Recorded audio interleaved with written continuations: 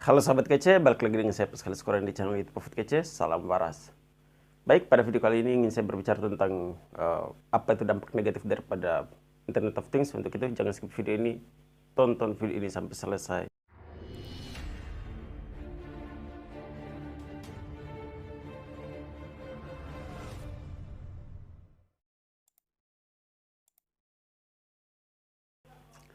Dampak negatif Internet of Things. Ya, tentu saja selalu ada dampak negatif ya dari suatu hal. Nah, termasuk internet. Berikut adalah dampak-dampak negatif dari internet. Yang pertama, membahayakan informasi pribadi. Ini penting ya, di mana ya banyak aplikasi atau situs yang mengharuskan penggunanya untuk mengisi informasi-informasi pribadi.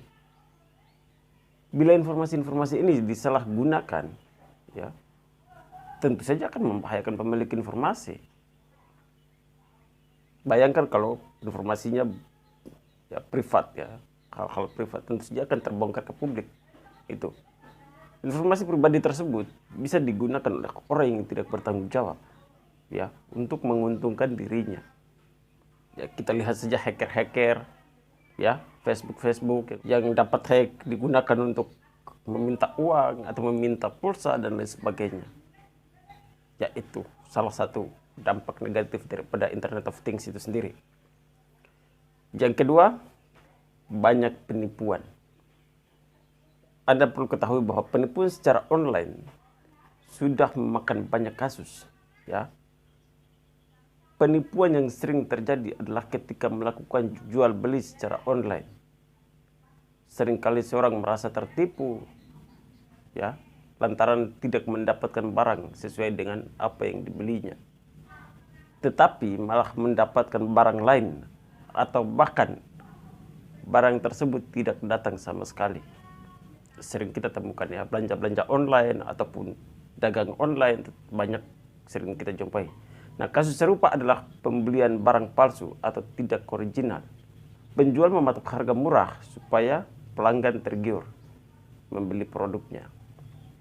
Ini hati-hati.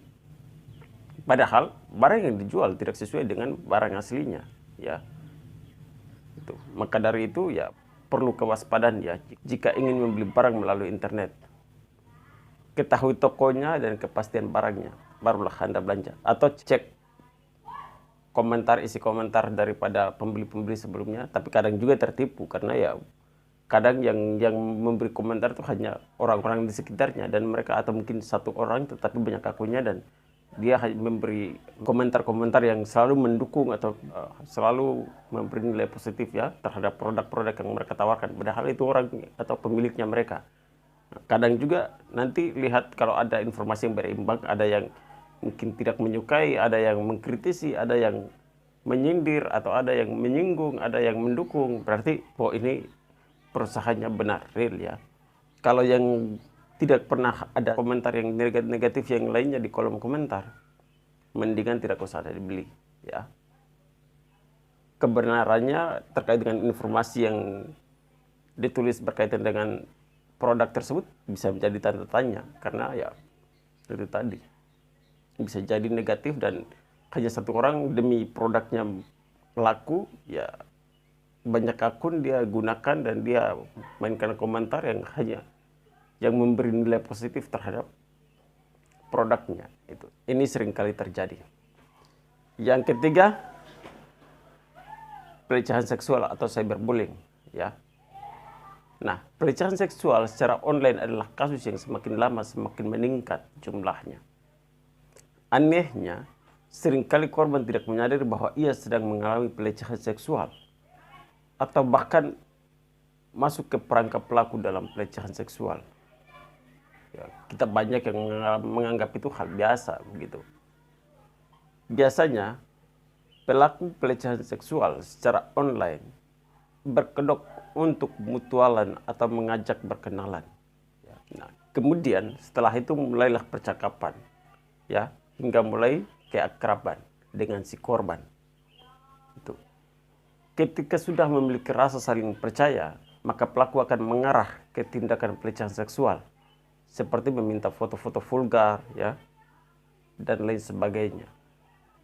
Selain hal semacam itu, pelecehan seksual juga bisa terjadi tanpa disadari. Ya, contoh kecilnya adalah seperti seseorang yang berkomentar tidak senonoh atau berkomentar dengan kata-kata negatif ya di unggahan seseorang.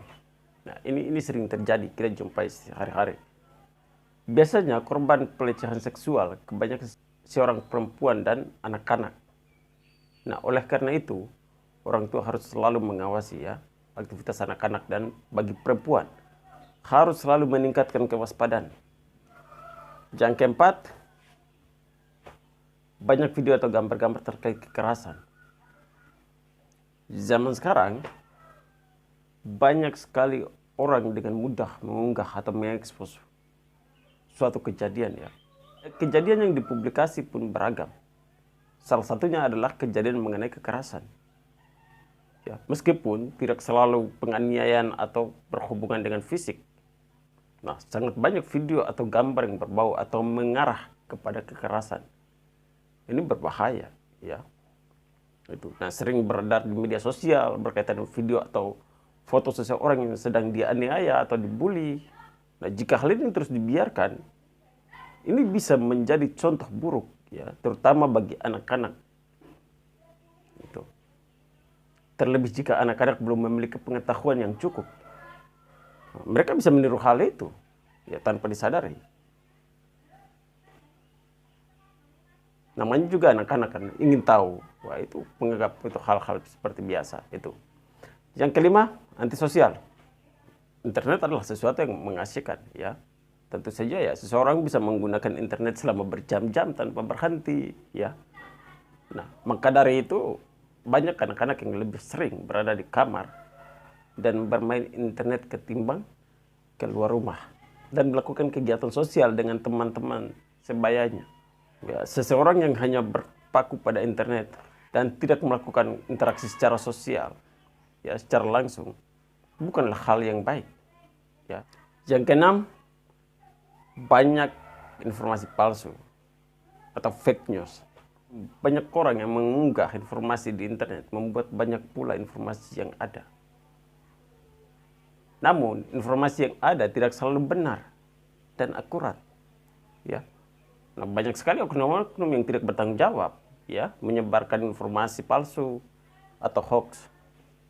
Nah, informasi palsu tidak hanya menyebar di sosial media, ya, seperti Instagram, Twitter, Facebook, dan lain-lain. Tetapi banyak sekali informasi palsu yang menyebar melalui pesan-pesan WhatsApp, ya, terutama melalui WhatsApp group. Yang ketujuh, plagiasi atau plagiat, ya. Membuat satu karya kemudian mempublikasikannya melalui internet adalah salah satu cara efektif untuk mengenalkan sekaligus mempromosikan karyanya, ya. Nah, namun hal ini seringkali berdampak tidak adil bagi pembuat karya. Itu. Banyak orang yang tidak bertanggung jawab, ya, menjiplak atau memplagiasi karya-karya orang lain, kemudian melabelkan dirinya, ya, pada karya tersebut seakan-akan itu karya ciptanya. Gitu. Tentu saja pada video sebelumnya saya sudah berbicara lebih jauh. Untuk teman-teman yang baru bergabung channel YouTube ini, jangan lupa untuk nonton video sebelumnya untuk mengerti tentang apa itu praktik plagiat dan bagaimana itu menjadi dampak negatif ketika praktik itu terus dilakukan, ya. Itu akan menjadi kebiasaan buruk. Itu. Nah, ini adalah sesuatu kerugian besar, ya, bagi orang yang menggunakan internet sebagai tempat memperkenalkan karya mereka. Meskipun sudah ada undang-undang terkait hak cipta dan plagiarisme, ya, kasus plagiat semakin hari semakin meningkat, tetap saja banyak yang terjadi begitu.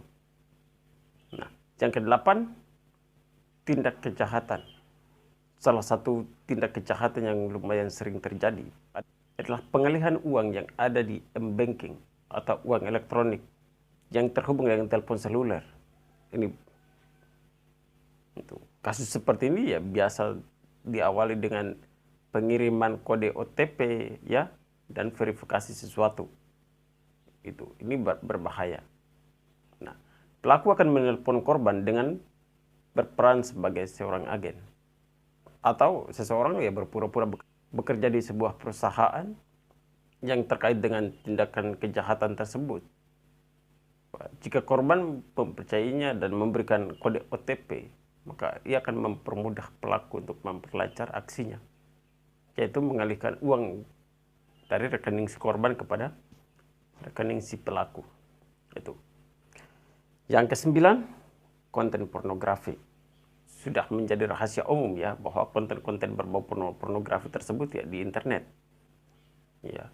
Nah, meskipun sudah ada tindakan pemblokiran dari pemerintah, tapi tetap saja konten-konten yang berbau pornografi masih bertebaran di internet. Nah, banyak juga aplikasi-aplikasi yang mendukung ya untuk membuka konten pornografi. Itu. Ya, selain mengandalkan pemerintah, ya harus ada edukasi sekaligus niat ya dari diri sendiri untuk menjauhi hal-hal yang berbau pornografi supaya tidak merusak diri sendiri dan orang lain.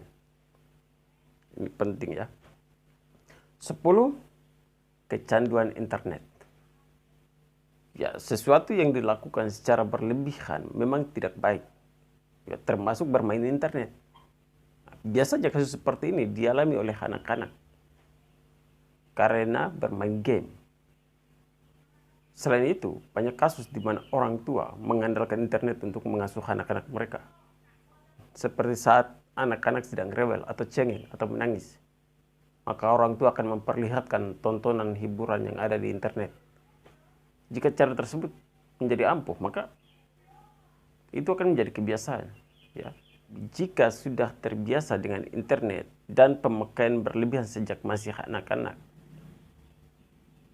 maka besar mungkin akan menyebabkan kecanduan internet. Ya, hal ini tentu tidak baik dari segi psikologis, ya, maupun segi fisiknya. Yang ke-11, tidak peka terhadap keadaan di sekitar. Orang yang terlalu banyak bermain internet terkadang tidak mengerti tentang keadaan di sekitarnya. Ya, karena ia hanya fokus menatap internetnya saja. Ya, hal ini akan membuatnya tidak peka terhadap keadaan dan hanya memperhatikan apa yang sedang ada di depannya, yaitu internet. Ya. Nah, yang ke-12, masalah kesehatan. Ketika bermain internet terlalu lama, ya, sehingga harus menatap layar, smartphone atau laptop terlalu lama juga, hal itu akan mempengaruhi pada mata. Jika ini dilakukan secara terus-menerus, akan berdampak buruk pada penglihatan. Itu. Nah, kasus lain yang sering terjadi adalah pemakaian internet yang berlebihan, ya, membuat insomnia atau tidak bisa tidur itu. Nah, jam tidur akan berantakan dan kesehatan menjadi terganggu. Nah, hal lain yang bisa terjadi juga adalah ketika sibuk bermain internet, terkadang bisa lupa melakukan hal lain seperti makan, ya. Hal tersebut juga akan mempengaruhi kesehatan tubuh kita.